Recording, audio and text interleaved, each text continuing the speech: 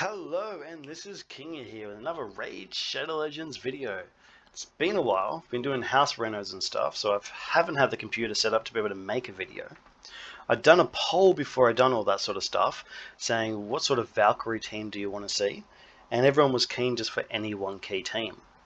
And so I was thinking what sort of team to run Valkyrie in, and we got that new fusion champion, Pythion, so I thought, hey, let's just build a really solid 2-to-1 ratio killable team with Valkyrie. So I'll show you this setup and a quick overview of their stats. So we got Sandlash Survivor. She's at 53k HP, 3.3k defense, 254 speed, just under crit cap, and 229 critical damage. Iron Brago on 45.5k HP, 4500 defense, 219 speed, crit cap with 222 critical damage. And he's also going to be a decreased attack champion, so he does have plenty of accuracy to do what he needs to do. Then we've got Valkyrie coming in with 48.5k HP, 5k defense, 253 speed, crit cap, and a little bit of critical damage. Then we got Pythion with 61k HP, 2.1k attack, so very low on the attack, but he also doesn't get too many turns, so I'm not worried about his damage. 3400 defense, 224 speed, crit cap, pretty low critical damage. And lastly, we got Lydia the Death Siren at 45k HP, 1900 attack, also very low, 3400 defense, 269 speed, crit cap, a little bit of damage, and plenty of accuracy. Now, as for these champions, we've got Sandlash Survivor. She's opening with her A1, so that way her A2 is delayed by 1 turn, and that's just set to priority. And she also brings an ally protection. The block damage won't really come into effect because the ally protection I don't think will even activate until after turn 50. So yeah, but the ally protection really does help, and because of that, she's the main stun target because she's in the lead with her 25% aura in all battles. So you get a nice defense buff for everyone else with that aura. So she's going to be a main stun target, and because of that, I put her in lifesteal, so that way she could heal, also heal from her ally protection ability. We've got Iron Brago, so I'm prioritizing his A3. That way he does it first time after the stun hit, and then once more again before the clan boss AoE 2. That way we get 2 chances to make sure we get that decreased attack down, which is really important to try and get that when you go against Magic Affinity, because the team only just scrapes through with Magic Affinity. I haven't had a fail yet. Unfortunately, we don't have Magic Affinity at the moment. We've got Spirit Affinity, but that's pretty good. We'll get into that in a minute anyway. And then he also comes in with the increased defense. So decreased attack, increased defense, and just in case, he's also got the chance to decrease the duration of all ally buffs.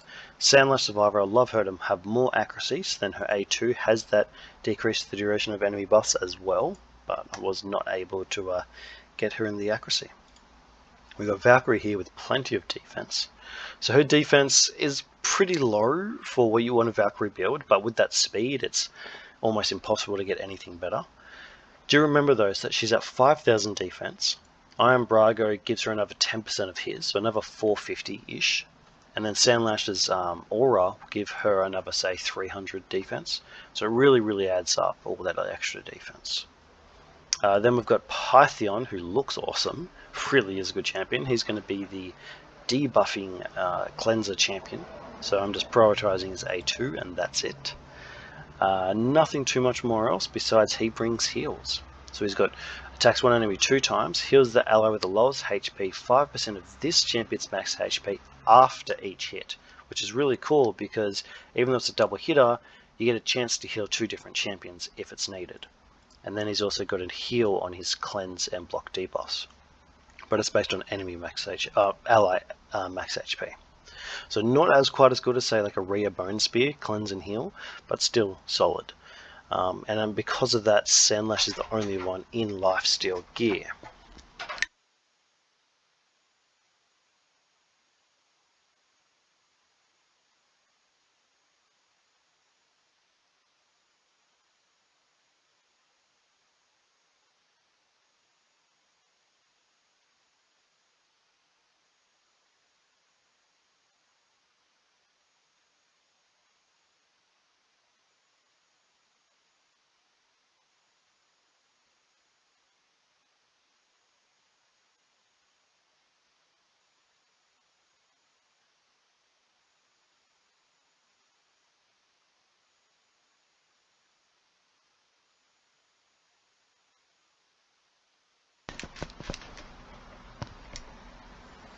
So yeah, and Valkyrie and Python are both in Guardian sets. I am Braga in a Toxic set to get more damage, and Sandlash in the Lifesteal. And then Lydia, you're going to laugh at the set she's in, but she's in a Shield set, and that is for my C teams against Doom Tower. So her gear set has no use whatsoever. She's in a, I think a Shield and a Speed set, which is what I use for Doom Tower clearing as well as dungeon clearings with the extra buff that I get from her. I also use her in Hydra, and her stats just work very well that she's able to keep it going in all areas. Lydia, an amazing champion. A little low on the accuracy for some of the battles, but in those battles, such as Doom Tower and Hydra, I do have an increased accuracy champion, and sometimes an aura as well. So she works for them, and her speed just happens to be perfect for this team, which is another reason why I was really keen to run this team. So I'm opening with her A2, the block buffs, and then of course prioritizing the A3 opening with A3, because that brings block buffs, also brings the poison sensitivity, and her A1 extends the poison sensitivity, which is why I've also got Iron Braga in a Toxic set, because I get that little bit of extra damage. And that's the setup. It works for all difficulties. It works for all affinities except for Void. Because of Valkyrie and her passive that increases turn meter when enemies get a buff, this team is specifically for affinities only. Doesn't work for Void. You can make a speed tune, it's slightly different speeds that does work for Void, but then it doesn't work for affinities. So I figured it'd be best to go for the affinity team, because that's 3 affinities versus 1 Void clan boss. The speeds are extraordinarily tight, again because of Valkyrie. If you pull Valkyrie out, put in a different champion like a Farrakhan the Fat, amazing, because he brings the increased critical rate, the increased critical damage, also more defense down, so that way you know you've always got it. He brings the ally attack, so you get just enough attacks as well, and those other buffs really help with Python. That's the other thing I forgot to cover. So Python's passive, allies receive 5% less damage from skills for each buff on them, stacks up to 25%. And we will have almost 5 buffs up almost all the time. So he's going to have 25% damage mitigation, and then Lydia with A2 having the strengthen, also another 25% damage mitigation. And then with Python and Valkyrie and Guardian sets, even more damage mitigation, which makes it really, really awesome to run with the Shield champion of Valkyrie. So we're getting to the team, full auto. Now, if you want this team to run a little bit more efficiently, possibly, I haven't really tested it. You can actually delay Valkyrie's shield by 2 turns, and then that way she will do a new shield as the just before the clan boss does his massive A2 damage. So it might be better, but also doing it that way, Lydia doesn't have shield or counter attack on the clan boss's A1, so it can also might not work out. I haven't tested it, but it is an idea if you wanted to try it out, and if you're just having to die too much against the big AoE2 smack from the clan boss. So this is the team. It's pretty simple. I think it gets into sync around turn 7, maybe. Like I was saying, the speeds are super tight with Valkyrie. I do prefer running Farrakhan the Fat in this team, but then you also got to bring more heals and all of that because you don't have shield absorbing all of that damage. Now, the one really cool thing about this team is that they survived nearly to turn 70. It's just crazy for such a simple team. Yeah, some crazy champions in it, but also, you know, it's very reasonable teams, very reasonable stats for an end game or mid to end game player, and really cool for someone to aim at. As it happens, you know, Lydia can be replaced with a couple champions. The one who's really good at replacing her, I can't remember his name right now. I'll find it for you in a second. But Iron Braga, unfortunately, it's either him or Lugan, because Lugan can do the increased defense for 2 turns on a 2-turn cooldown. So he's really good in that spot. As for the increase buff duration champions, there's so many options. You've got Sandlash Survivor, you've got Godseeker Neri, who also brings a ton of heals. You've also got a few other champions that can fill that role, including that Past Fusion Epic, who's really good because he can. He also brings increased critical rate and increased critical damage, I believe, so that's even more buffs to work with Python. As for Pythion, unfortunately his role is very hard to get. You're either looking at Pythion, who is a fusion, so hopefully that's a good option, or somebody like a Rhea Bone Spear, maybe a Tatura. But you're really looking for like a block debuff for 2 turns on a 3-turn cooldown. Even with the cleanse, a Brogni is amazing in his position. If you're looking at a Brogni, you're looking at a team with 100, 200 million damage, quite literally. He's a crazy game changer. I wish I had Brogni. Valkyrie, she's actually the DPS champion of this team. So instead of putting in a DPS champion, I put in Valkyrie so I can last a bit longer and get counter attacks on my other champions. But she's the one you put for DPS, that's her slot. As for Lydia, the champion I was thinking of was Clod Beast Feeder. Really good, because he can place a decreased critical rate on his A1, which means the boss is never going to crit hit us. He's also got a 30% increased speed and a 50% increased accuracy on a 3-turn cooldown. So instead of strength like Lydia brings, he brings increased accuracy, which makes it a lot easier to build your champions, because you don't need to hit that 220, 230 accuracy cap. You can chill it at like 170-ish. Sounds about right. So yeah, really good there. You could even possibly go to 150. Yeah, you could get to 150 with increased accuracy, and that's plenty enough. So really cool there, because if you had Farrakhan the Fat in the DPS slot, Clod Beast Feeder in Lydia's spot, you've got increased critical rate, increased critical damage, and you've got increased accuracy, which makes your speed stats a lot easier to get to. So yeah, really good champion there. And Clod Beast Feeder, also heals the ally with the lowest HP by 10% of their max HP at the start of this champion's turn. So he's going to get 2 turns to every clan boss turn, so he's going to give the lowest HP champion a heal twice. So that's really cool as well. He's also got a shield on all allies, but I would probably turn off his A2. It's a decent shield. It's 20% of Clod Beast Feeder's max HP. So if you build him with high HP, he could be a good shield champion on a 3-turn cooldown. Could actually work out quite well, especially if you're not running a Valkyrie. But I see no reason to actually go for it, to be honest. If you're running a Farrakhan the Fat or another counter attack champion, you've got the enough A1s to place decreased critical rates. So yeah, that shield could actually be really useful, I suppose, especially in a team without Valkyrie. Yeah, Sandlash Survivor I think is possibly the strongest champion for this team because of her passive with the ally protection, and because it's 2-to-1 ratio, heaps of damage mitigation, so she's always going to place it at the right time. So she won't place it after the stun, because the stun will never really do that much damage. Remembering that the clan boss's stun is based on enemy max HP, as in your champions. So as you've seen, Pythion had over 60,000 HP, so a lot of HP. So that stun hit is going to hurt him really bad. But of course, we've also got all that damage mitigation that it shouldn't even break down the shield at all. So that's actually really good. And then as for Sandlash, as I was getting to, her passive will activate either after the clan boss is doing his A1, in which case after that she'll extend it, so everybody will have ally protection for the clan boss's A2, or she'll activate it during the clan boss's A2, which is his big smack. So she's always going to place it at the right time. It is on a 4-turn cooldown, but at 2-to-1 ratio, and only ever needing to be activated during those turns, it'll be sweet and really strong carry.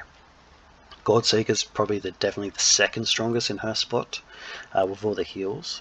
What I would do like is if you bring like a Skull Crusher into Valkyrie's spot, you get ally protection and you get counter attack.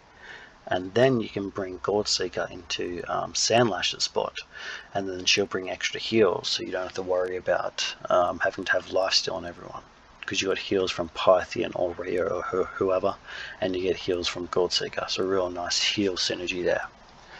As you can see, Iron Brago still puts out a bunch of poisons with his toxic set, and they do 31,250 because of the poison sensitivity that Lydia brings to the table. Also really nice. Again, if I was using Clod Beast Feeder, I wouldn't be running Brago in a toxic set. I would probably be running him in something else. But yeah. The great thing about this team is that there's only ever 2 stun targets. One is Sandlash Survivor and one is Pythion. Again, really awesome, because against Spirit Affinity, Pythion would take the stun. Against Magic Affinity, Sandlash will take the stun, and against Force Affinity, Lydia will take the stun against Force Affinity. So 3 easy champions. Python has high HP, Valkyrie has high HP, everyone else is pretty standard, and just trying to stack up damage and defense. As for Soundless Survivor, I have got a blessing on her, a 1-star blessing. Not that blessings help a lot at the moment with all their massive nerfs. But against Clan Boss, the blessing nerf isn't too bad. 220 accuracy isn't so bad to get onto a legendary champion. But I don't have any of those blessings, so imagine how strong this could be if I brought in a Cruelty or a Brimstone or something like that. As for Sandlash, she's got Faultless Defender blessing on her, which means on multi-hits she will take 5% less damage each multi-hit, I think it is. We'll have a look at that after we run the champion builds after this run. But that just really helps her, especially because of the ally protection and her high critical damage. Because remember, if a champion is bringing ally protection, even guardian sets, the higher their critical damage, the more damage they'll take from it. Now remember that the clan boss, with ally protection, it's based on the base damage, so his damage is actually quite low because his damage multiplier is done by a passive. Which one? Gathering Fury. Starting from the 10th turn, the damage inflicted by all skills increases each turn. Damage increases by the same percentage each turn and accumulates over multiple turns, starting from 20 and then so on from 50. So yeah, he does that extra damage is based on a passive, where the ally protection and guardian is based on the base damage. So the hit you see him do the first time before turn 10, that's his base damage. So that's the damage that you're absorbing from the ally protection or guardian sets. So it's not that much, but when you start building up a lot of critical damage, and then you've got 4 champions you're absorbing from, it really does add up, especially near the end when you're like trying to survive. So Faultless Defender just helps that with a bit, because she is running that 200 plus critical damage. As you can see, turn 25 we're up to 30 million damage. So in order to get to a 1 key, you're going to need to survive to about turn 60, or maybe just past 60. But this team should do that, no worries. I've ran this team against Force Affinity, and it was really fun team. I have since upgraded their gear, so I can only assume that this team should breeze through a 1 key. On Magic Affinity, when I ran this team, I actually wasn't running in sync. I had my Valkyrie too fast, and I was just getting shy of 1 key damage. And then when I realized that it was just out of speed sync, then I brought it back, and then I was clearing the 1 key on Magic Affinity, which was quite nice. So here on Spirit Affinity, it's sort of like the middle affinity, the Void Affinity, you could say, because we've got 3 Spirit champions, a Void champion, and then 1 weak champion. Against Magic Affinity, you'd have 3 weak champions, 1 strong and 1 Void. And then against Force Affinity, you've got 3 strong champions, and then 2 basically even champions. So Force Affinity, this team would smash Clan Boss. But here we are against Spirit, which is often a worry with people with the decreased speed, but of course Python is dealing with that absolutely no issue whatsoever. As you can see here, turn 29, we already got 35 mil damage. So yeah, just under turn 60 is all you really need. Maybe even turn 58 or 59 and we should get the 1 key. So I'll let the team run for a bit, let you enjoy it in fast forward mode, and I'll chill for a bit, and then I'll come back at the end and we'll run through the champion builds. We'll do a more thorough run through the builds, and I'll show you how some of the main gear pieces rolled. We'll run through the masteries as well, and of course I'll just give a bit more of a talk through about the team. But yeah, it's a really nice team, and a really fun build. And it's finally glad to be able to make another video again. It's been, I think, over a month now. So if you enjoy the video, let me know, comment below, but we'll get into that at the end. Catch you then.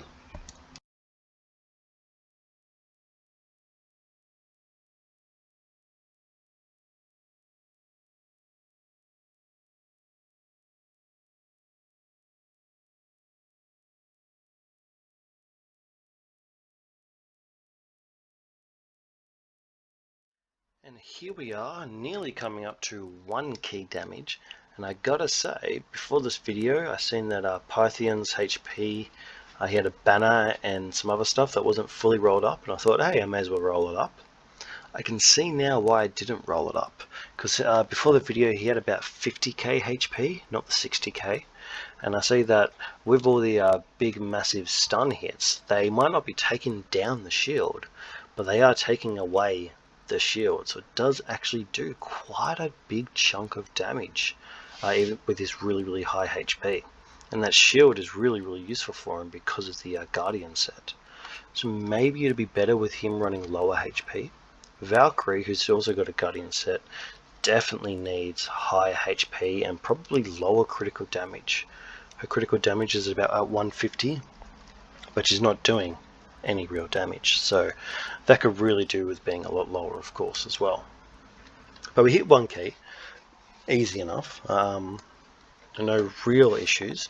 Obviously, you know, we had a couple critical hits there on Python, as did the shield drop, and I remember, I think it was around turn 46, I was like, wow, like his HP was lower than what it currently is now. I was like, wow, that was such a massive hit. But yeah, those critical hits really add up, and that's where Clod Beast Feeder can really come in handy. Or of course, if you have a Rio Bone Spear instead of a Python, then also amazing, because you can place the decreased critical rate with her. But then you lose out on the damage mitigation passive that Python brings. Oh yeah, and also the fact you got to pull Avoid Legendary Champion, rather than just work out a fusion. As you can see there, you can see how Sandlash's Ally Protection really is vital for this team. And like I said, with the 4-turn cooldown, it's not an issue because it won't activate at the wrong time. It can only activate at the correct perfect time, which is really awesome. But yeah, so the team works great. Got to turn 60 just fine. As you can see there, the shield is coming all the way off Python, so that's no good. He might even die this turn now. Which is quite a shame. I was hoping this team would hit 80 mil. It cleared 80 mil when everyone else was lower critical rate, lower critical damage, lower defense, and against force affinity it cleared 80 mil just easy and just fine. But yeah, so I really wanted to hit that plus 80, but yeah, that massive shield drop from Python, I think he's going to be the first dead, which would make sense. He is the weak champion to the clan boss in this fight. Yeah. It's a fun team, as you can see. Really cool on the double damage mitigation with Strengthen and Python.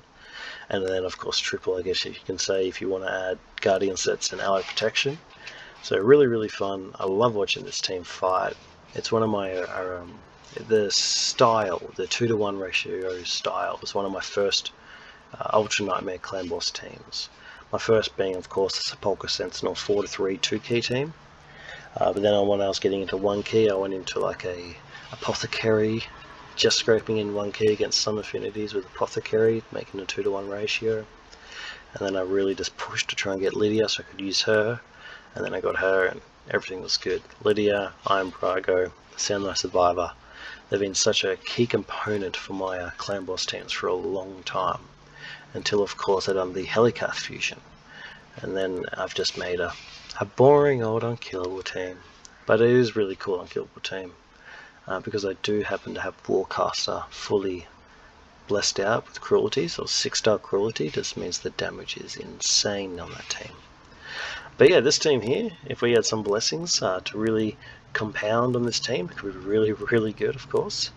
Yeah, it's a very fun team. Look at this, gone past 80 mil. So that gear upgrade on everyone really did help.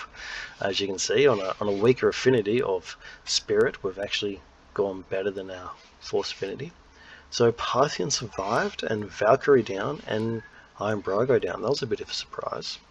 Of course, both of them, neither of them ever take stun hits, so I can actually buff their HP up a lot if I wanted to, because none of them take stun hits. So they can have really high HP, unlike the Python, Sandlash and Lydia.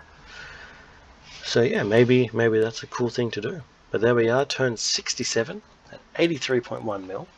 We got 10 mil from Lydia, 7.8 from Python, 13.7 from Valkyrie, so not bad actually, with her higher critical damage. 31 million from Iron Brago and 20 million from Sandlash Survivor.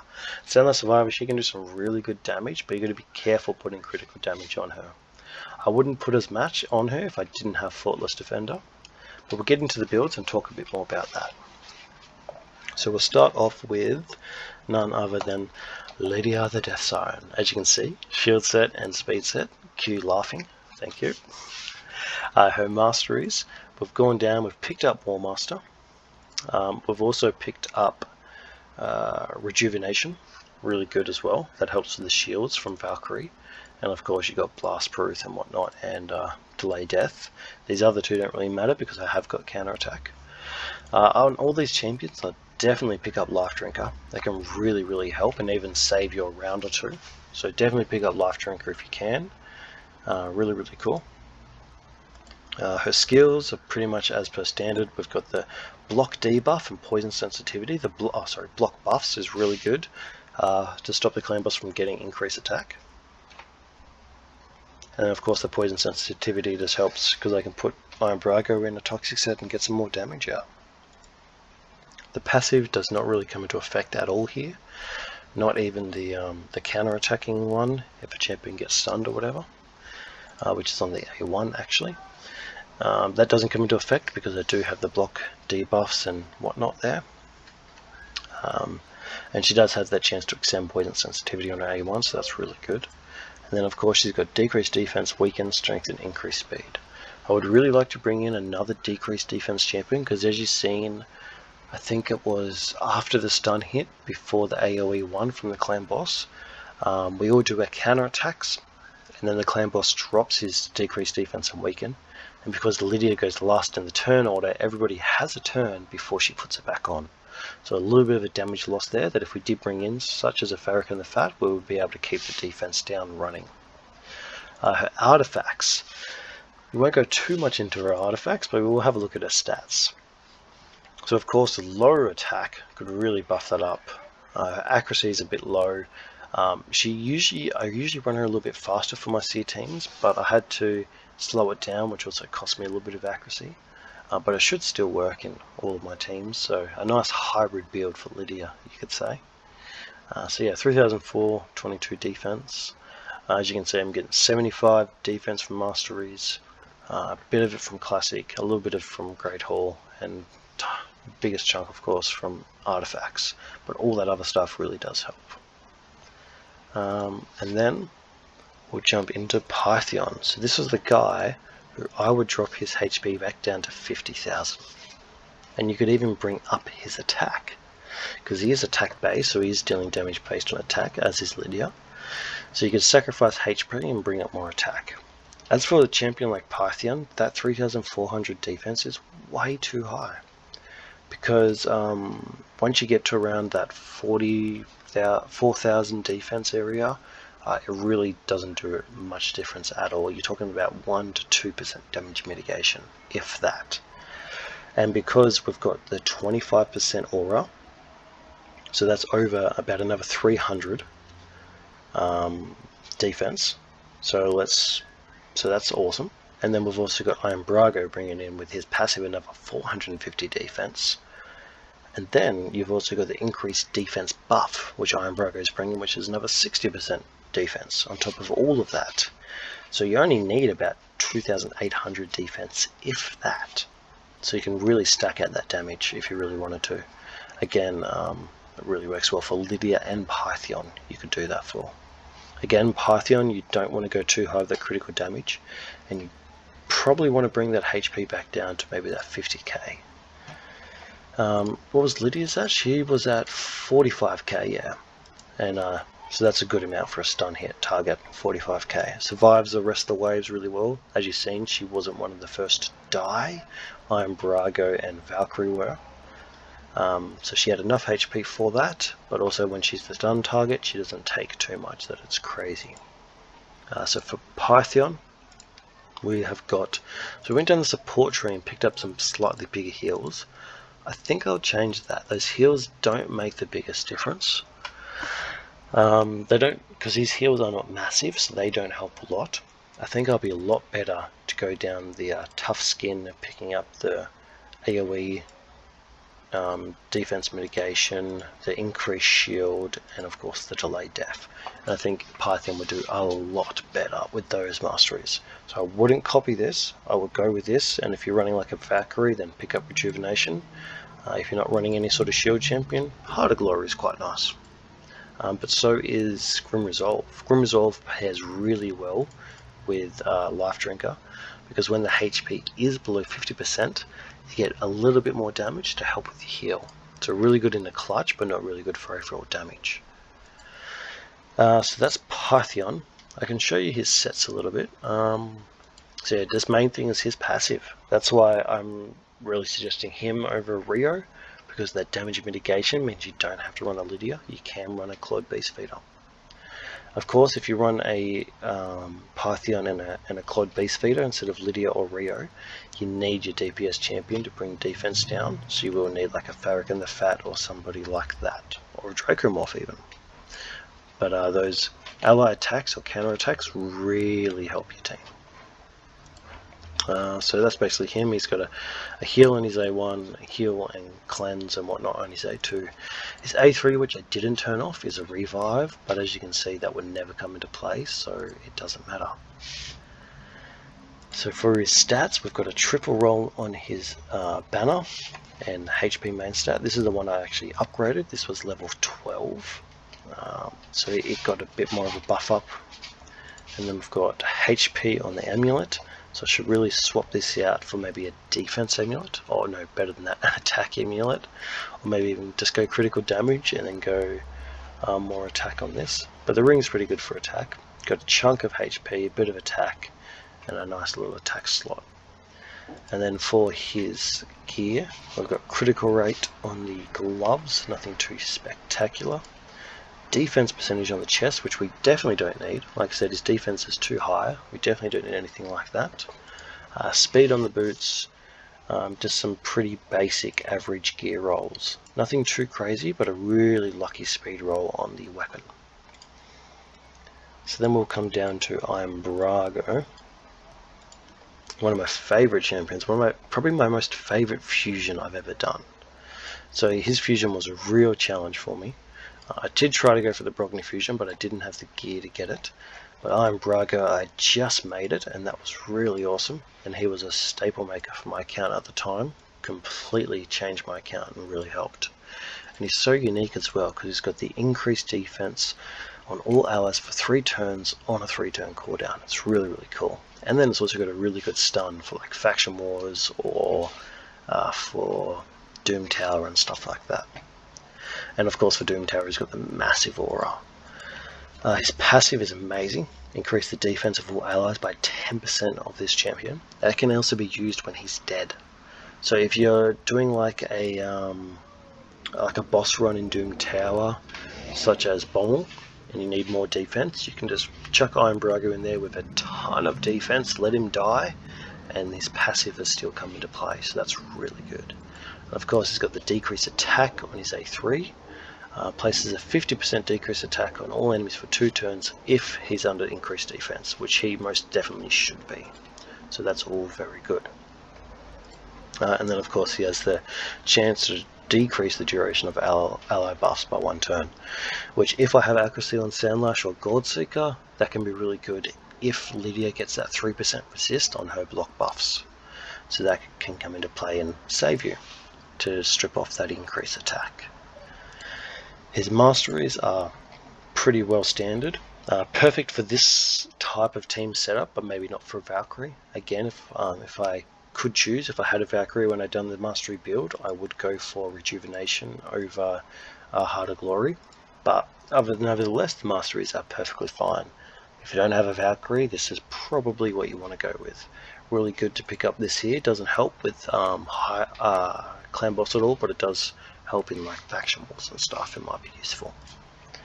Also for faction wars, you could also go for After the Slain. That can also be good if you've got a couple rares in there to complete your achievement or whatever. In Lifesteal, Iron Brago can pretty much solo faction wars. Absolute monster of a champion.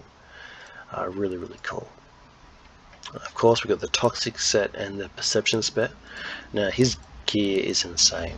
219 speed, so still pretty high. 222 critical damage, crit cap, 4500 defense. So I did have him built before with about 240% critical damage, but he was only on about 3200 defense. So I upped his defense and dropped his critical damage by this amount, and he does more damage. So don't be afraid to really up the defense or up the attack of your champions before you stack up the critical damage. So I'd say, yeah, really good. So like I said, he was on about 3200 or 3500 defense and about 240 to 250 critical damage, and he done less damage. So yeah, really good to stack that up. Again, his HP, I would probably take that up to 50k, and then he wouldn't be the first to die. And of course, tons of accuracy with 297. Could almost drop the accuracy banner that I've got on him, but not quite. I'll probably need to pick up a little bit of an accuracy substat somewhere else in order to do that. Pretty decent though. Accuracy, a little bit of speed, chunk of defense. On his amulet, we've got critical damage with a chunk of HP. On his ring, an absolute mental amount of defense. That's what I brought in to help me. And then of course we got speed boots. We got the triple critical rate on the speed boots. What an amazing piece that is. Then we've got defense on the chest with some speed and critical rate. Critical damage with critical rate on the gloves. I'd like to ascend these pieces and see if I can really help that out. And then just some simple rolls on the top three, getting some nice speed, critical rate, and critical damage. Then of course we got Valkyrie, an amazing champion, one of my newest legendaries that I've got and built. Really cool. I don't really need her for my account, but she's so awesome and so much fun, and some good war paint going on too.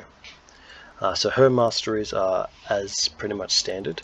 So we've actually got rejuvenation on her. Granted, she could go really good picking up shield bearer, but I wanted to be able to pick up the damage mitigation for her because she's running in a guardian set. Again, this passive of hers can be really annoying in clan boss, but amazing for arena. This champion's turn meter will be increased by 10% each time an enemy places a buff. And then of course we can't decrease the clan boss turn meter, so that doesn't come into effect. So her stats were coming in at 48k HP, 5000 defense, a ton of speed, a little bit of critical rate, but unfortunately her A1 does most of her damage based on attack. A little bit on defense, but most of it based on attack. Also, look at my book luck. Nothing on the A1, but then all the books on her A2. How perfect's that? Just a slight little brag there. Just push that under the table. So yeah, her attack could go up a little bit to get a bit more damage out, but of course I'm not building her for damage. Take her to about 50 or 55k HP, or even 60k or more, because she never takes a stun hit, so that would be really great for her, especially in that guardian set. So we've got speed with critical rate and defense with speed and critical damage. We've got critical rate with a bit of speed, more speed, and more speed. That's basically all we're going for here. We've got some nice HP ring, really nice HP ring actually. And then on the amulet we've got critical damage. I could swap out that critical damage for a HP or even a defense with HP rolls, and then she would also help survive a lot more with lower critical damage and a ton more survivability stats. So that's the 4 legendaries of the team. Now let's go into Sandlash Survivor. So we'll start off with her Blessing, Faultless Defender. This champion will receive less damage from each subsequent hit from multi-hit skills. The damage reduction increases with each additional hit. And at 1 star, which is all I've got, it's 5% damage reduction per hit, which is awesome because on affinity, as in magic, spirit, and force, the clan bosses A1 and A2 do a lot of hits. That's why Geomancer and Brogni can do so much reflection damage with activations of like War Master and stuff like that, because they just reflect a lot of times. So yeah, really good. And of course a passive ally protection for 2 turns on a 4-turn cooldown. Really good in a 2-to-1 ratio team, especially if the stun is not a worry with HP dropping. Then you know you're always getting it at the perfect time. Her A1 has a provoke chance, but that's about it. Heals by 15% of the damage inflicted if this champion is under any debuff, which doesn't come into play because I don't have any debuffs on my champions. And then of course the A2, decrease enemy buff, increase our buff, chunk of damage. So her A2 hits from anywhere between 80 and 100k. Her A1 does about 40 to 50k per hit, so about 100k in total as well. Her stats are with lifesteal and a speed set. Of course, getting up to 254 speed was quite hard, and I stacked a bunch of damage on her because I had Faultless Defender. A decent amount of HP, quite high for a stun target, but thankfully with the Faultless Defender, when it comes to the A1, I'm all good. So against Force Affinity, she is amazing. This team is amazing against Force Affinity. As for the gear, obviously speed boots with critical rate, HP chest with critical rate and a bit of speed, critical damage gauntlets, which I was really happy to get on her, with chunk of speed. I got really lucky in these top section with the critical rate rolls. So we got a double speed, a critical rate, and a critical damage. We got a 1 going around everywhere for everything we need, and then we got a triple critical rate on the weapon, which is insane. And a tiny bit of speed and a tiny bit of critical damage. What more can you want? I could maybe roll that up and hope I get like a HP percentage, but no, not worth spending the silver to do that. So that's the champions, that's the gear, that's the video, that's the team. Hope you enjoyed it. Please share the video around, comment below. I try to reply to everything. If you like it, and subscribe, that'd be awesome, because I'm just getting back into this again. Got my computer set up, so I'm pretty keen to do it all over. Just for a little side note piece, I'll show you Farrakhan the Fat, because I did talk about him quite a lot. He is Spirit Affinity now, and Unascended. Here we go. So this guy's really good for a team like that. So he's got this here. Deflects 20% of all incoming damage this champion receives onto all allies. The damage will be spread equally across all allies, so that helps him survive, so that way you don't have to build him too crazy high in terms of survivability. He's got the ally attack on everyone with increased critical rate and increased critical damage except for him, so really good. It's on a 4-turn cooldown but for 3-turn duration, and because of this I love to put him in a reflex set. Really good. Then we've got the A2 with 2 poisons and a HP burn. That's pretty much where he gets his damage from, that and Warmaster, so I don't ever build him up for damage. And then decreased defense on his A1. So if you're going to build him, you're going to need a chunk of HP, enough defense to get around. Like I said, that 2800 defense would be plenty for him. I usually try and crit cap him, get plenty of accuracy and the correct speed tune. As you can see, his stats, even though he's missing some gear, isn't too far off what we're looking for. So that's quite nice. In a lifesteal set, unfortunately, I would much prefer him in a reflex set, but I've got my Geomances in reflex at the moment. As for his masteries, I've gone down the support tree to extend the HP burns and the poisons, and also the decreased defense, and the picked up sniper to help place the decreased defense. And I've also picked up Cycle of Magic, which you can use on him if you're not running him in like a 4-3 speed tune team with buff extension and whatnot. In a team like this, it's really cool with reflex set because you just get more counter attacks and or more of the poison and HP burn. So really good there. So I hope you enjoyed the video. Thanks for watching all the way. That's really awesome. And I'll catch you guys later. Au revoir.